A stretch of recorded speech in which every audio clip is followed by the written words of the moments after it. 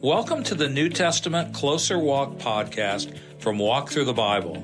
This podcast is a daily adventure that will guide you on a life-changing journey through the New Testament in 1 year.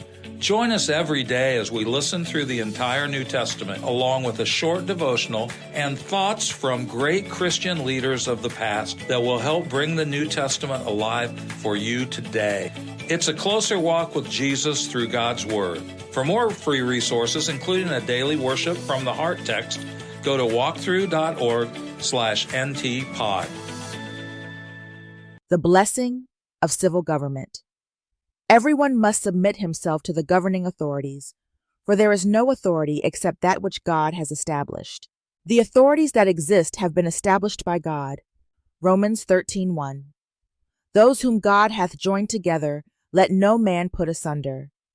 In a traditional wedding, those words are the last ones heard before the couple is pronounced man and wife.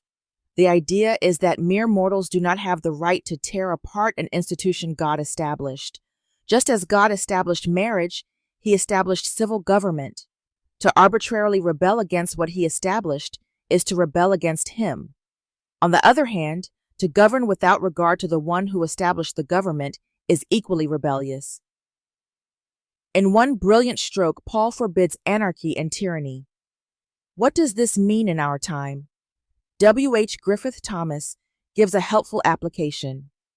Walk with W.H. Griffith Thomas, an English-born preacher and theologian in the late 1800s to early 1900s. First, how beautifully applicable this teaching is to every form of government. Whatever country may be ours, these great principles apply. The institution of civil authority is according to the will and plan of God, but no particular type is necessarily expressive of the divine will.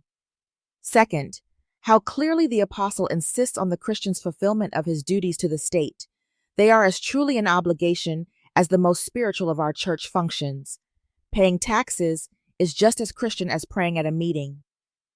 Of course, we are not to do at the bidding of the state that which is morally wrong, but short of this, submission, not resistance, is the Christian law.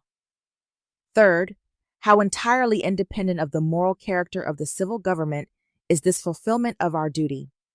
Questions as to the state's precise moral character do not touch our duty, so long as the demand does not entrench on the domain of the conscience. Fourth, how agreeable it would be to the progress and welfare of Christianity if such loyalty and submission were always practiced. If our duties as citizens were fully realized, it would constitute a splendid witness for God. Today's New Testament reading is Romans chapter 13, verses 1 through 7. Romans 13. Let everyone be subject to governing authorities, for there is no authority except that which God has established. The authorities that exist have been established by God.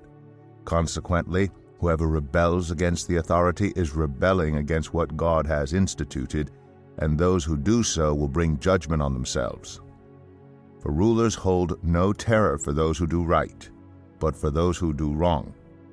Do you want to be free from fear of the one in authority? Then do what is right, and you will be commended. For the one in authority is God's servant for your good. But if you do wrong, be afraid, for rulers do not bear the sword for no reason. They are God's servants, agents of wrath, to bring punishment on the wrongdoer. Therefore, it is necessary to submit to the authorities, not only because of possible punishment, but also as a matter of conscience. This is also why you pay taxes, for the authorities are God's servants who give their full time to governing. Give to everyone what you owe them. If you owe taxes, pay taxes. If revenue, then revenue. If respect, then respect. If honor, then honor. Paul wrote this at a time when the civil rulers were unbelievers, yet he still called for submission to God's institution.